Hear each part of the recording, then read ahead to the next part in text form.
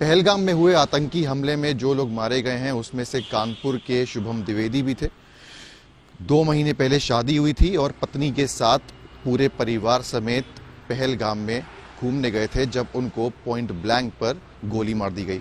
इस वक्त हम मौजूद हैं उनके कानपुर में ही पैतृक घर में और हमारे साथ बात करने के लिए मौजूद हैं उनके भाई। क्या नाम है आपका? कैसे आपको पता चला इस पूरे इंसिडेंट के बारे में? सबसे पहले जानकारी कब हुई और क्या डिटेल्स आपके पास है जो हमें पता चला? देखिए, कल 3 बजे के करीब हम लोगों ने ऐसे ही हालचाल लेने के लिए, क्योंकि घूमने गए हुए थे तो हालचाल लेने के पर्पज़ से उनको फ़ोन किया। तब उन्होंने बताया कि करीबन थोड़ी देर पहले ही यहाँ पर एक आतंकवादी हमला हुआ है और गोलीबारी चली है और बहुत घबराए हुए थे सब लोग। उन्होंने बताया कि शुभम को गोली लग गई है, पर कोई कंफर्मेशन उनके पास भी नहीं थी कि क्या स्थिति है वगैरह वगैरह। उसके थोड़ी देर बाद, आधा घंटे बाद, जब मैं भाभी से संपर्क में आया, शुभम जी की वाइफ से, तो उन्होंने मुझे रोते हुए बताया कि शुभम को गोली मार दी है और बहुत रो रही थी और बहुत ही टेरर में थी, तो कुछ और बताने की स्थिति में वो थी नहीं। इसके करीबन 1-1.5 घंटे बाद एक वीडियो वायरल हुआ जिसमें हम लोगों ने देख करके उनकी पहचान करी और उस वीडियो को देखने के बाद वहाँ पर भी जो लोग थे उन्होंने भी उनकी पहचान करी। तो वो हुलिया और कपड़े और जिस तरीके से, उससे फिर हम लोग को ये थोड़ा सा कंफर्म हो गया कि हाँ, उनको गोली मार दी है। जब ये घटना हुई तो जो आपके भाई थे और जो उनकी वाइफ थी वो उस वक्त पहलगाम में थी, पूरा परिवार भी साथ में था या? पूरा परिवार भी पहलगाम में ही था, पर घुड़सवारी करते हुए कुछ लोग ही ऊपर गए थे, जिसमें भैया और भाभी साथ में बैठ करके वहाँ पर मैगी वगैरह खा रहे थे। तो भाभी ने ये बताया कि वहाँ पर 2-3 लोग अंदर आए जो कि वर्दी में थे, यूनिफॉर्म में थे, और उन्होंने आते ही भैया से पूछा कि क्या तुम मुसलमान हो? तो बहुत ही मतलब अजीब सा ये क्वेश्चन था उनके लिए, तो उन्होंने बहुत बिल्कुल नेगलेक्ट किया उसको। उसके बाद उसने कहा कि तुम कलमा पढ़ के सुनाओ अगर मुसलमान हो तो भैया ने उसे कहा, अरे जाओ, परेशान मत करो। बस इतनी ही बात उन्होंने कही थी। इसके बाद उसने तुरंत शूट कर दिया और फिर बंदूक भाभी के सर पर रखी और उनसे कहा कि हम तुम्हें इसलिए छोड़ रहे हैं ताकि तुम जा करके अपनी सरकार को बताना कि हमने तुम्हारे पति के साथ क्या किया। तो ये घटना जब हुई पूरा परिवार वहाँ पर मौजूद था। आई एम श्योर कि बहुत बड़ी घटना है, हम सबको संवेदना है इस पूरे मामले में। फिलहाल आपकी बातचीत क्या हुई है? जो आपकी भाभी हैं वो कहाँ पर हैं? परिवार की क्या स्थिति है और कब तक यहाँ पर कानपुर में वापस आए? देखिए, ऐसा है कि 11 लोगों में से 1 या 2 लोगों को वहाँ पर प्रोटोकॉल के तहत रोका जाएगा, जो कि डेड बॉडी के साथ आएंगे। बाकी लोग आज दिल्ली के लिए रवाना कर दिए जाएंगे, जो शाम तक आज दिल्ली आ जाएंगे और फिर वहाँ से हम लोग उनको कानपुर लेकर के आएंगे।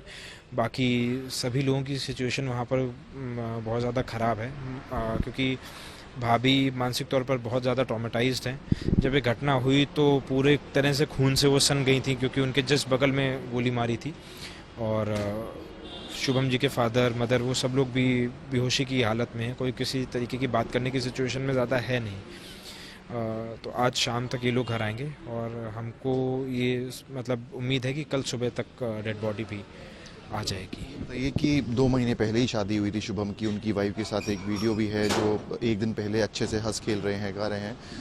उसके बाद क्या पूरा वो घटनाक्रम था जो आपको उन्होंने बताया, जैसा आपने मुझे बताया, कैसे वहाँ पर गए थे, कैसे रिएक्ट किया, फैमिली उनके पास कब तक पहुँची और उन्होंने कुछ बातें बताई हों? देखिए, ये तो और तो इस तरीके की कोई बातचीत नहीं हो पाई, क्योंकि सब लोग बहुत ही ऐसी कंडीशन में जहाँ पर ज़्यादा बातचीत होना पॉसिबल नहीं है। हाँ, यही मुझे बताया गया भाभी की तरफ से कि जब हम लोग ऊपर ये लोग गए हुए थे तो सबसे पहले इन्हीं लोगों के पास आकर के टेररिस्टों ने पूछा था। उसके बाद फिर उन्होंने फायरिंग ओपन कर दी और 2-3 और कपल्स के साथ भी इसी तरीके का वाक़या उन्होंने किया है वहाँ पर।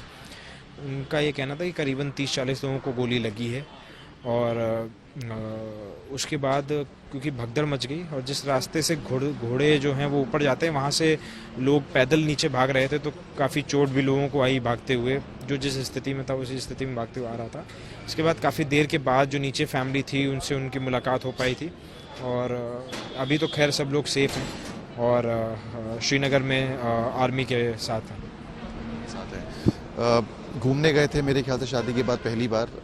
और कौन कौन साथ में था? परिवार में आपके कौन कौन है जो साथ में वहाँ पर घूमने गया है? देखिए, वहाँ पर शुभम जी थे, उनके फादर थे, उनकी मदर थी, उनकी वाइफ थी, शुभम जी की बहन का पूरा परिवार, बहन के हस्बैंड, बहन के इन लॉज और शुभम के भी इन लॉज साथ में गए हुए थे, शुभम की साली भी वहाँ पर गई हुई थी, तो एक तरीके से 3 परिवार एक साथ गए हुए थे ये।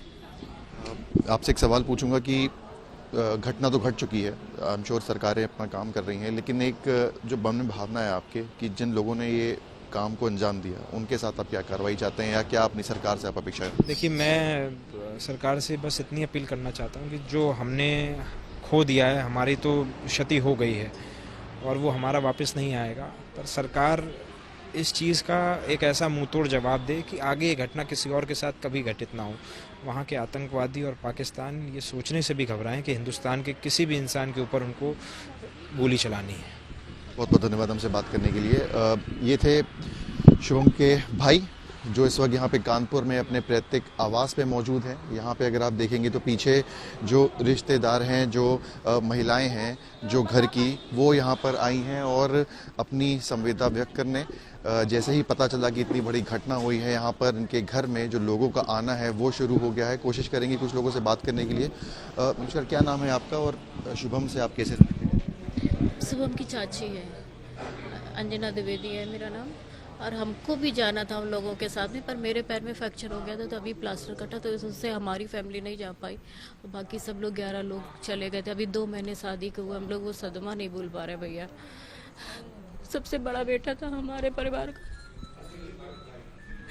उससे ज़्यादा कुछ हमसे बोला नहीं जाया भैया। आपके लिए भी बहुत कठिन समय है। आपने बताया कि आप भी जाने वाली थी, वापसी का बता रहे हैं कि शायद आज उनकी वापसी भी थी, ठीक एक दिन पहले ही ऐसी घटना को अंजाम दिया। जी, भैया से बात हुई थी तो भैया ने बोला था कि आज की फ्लाइट है तो हम लोग आ जाएंगे, और सब लोग नीचे रुक गए और केवल शुभम की जो ऐश्वर्या है उसकी फैमिली के साथ वो लोग ऊपर चले गए और 5 लोग ऊपर गए, बाकी लोग नीचे ही रुक गए और इतना बड़ा हादसा हो गया। शुभम था आपके घर का बेटा था, आई एम श्योर जा चुका है, उसका कोई भरपाई तो नहीं कर सकता। शुभम के बारे में बताइए कि किस तरीके क्या व्यक्ति था, कैसी आपसे जब बातचीत होती थी, कैसा रिश्ता था आपसे? बहुत हंसमुख बच्चा था हमारा, मतलब बच्चों के साथ बच्चे जैसा बन जाना, बड़ों के साथ बड़ों जैसा रिस्पेक्ट करना, बहुत उसकी भरपाई नहीं हो सकती है। हम कुछ भी कह दे सब लोग, पर वो चीज़ हमारे यहाँ लौट के नहीं आएगी। कठिन समय है परिवार के लिए। यहाँ पे अगर आप देखेंगे तो जो महिलाएं हैं, जो परिवार वाले हैं, वो बाकायदा याद कर रहे हैं शुभम को और फिलहाल जो अपनी भावनाएं हैं उसे व्यक्त करते हुए यहाँ पर फिलहाल बैठे हैं। परिवार की एक ही मांग है कि जो शुभम की डेड बॉडी है वो उनको वापस करी जाए और जल्द से जल्द पूरी कार्रवाई की जाए, और जो लोग इस घटना के लिए जिम्मेदार हैं उनके साथ सरकार ऐसा कार्रवाई करे कि आने वाले समय में फिर दोबारा ऐसी घटना ना होने पाए।